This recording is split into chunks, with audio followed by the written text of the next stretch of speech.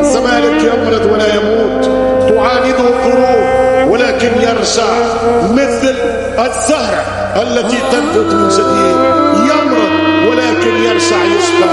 هذا تاريخ الزمالك. الزمالك يبقى زمالك، ما عندوش فلوس هو زمالك، ما عندوش مسؤولين هو زمالك، مشكلة مسؤولين وإدارة هو زمالك. جمهور لم يتخلى عليه يوما، لم يتركه أبدا بالصعوبات. كيف لا نعود ونحن الزمالك؟ كيف لا ننهض ونحن الفرسان؟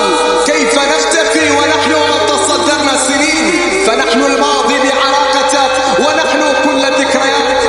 فنعم هذا الفريق حتى ولو كانت راية بيضاء، حتى ولو كانت راية بيضاء، لأنهم يقولون أن الراية البيضاء ترفع أو ترفع فقط وقت الاستسلام، إلا راية هذا الفريق فقد ارتبطت بالتاريخ والأمجاد. هكذا يقول التاريخ، وهذا الكلام لم يأتي من فراغ بالنسبة لنادي الزمالك.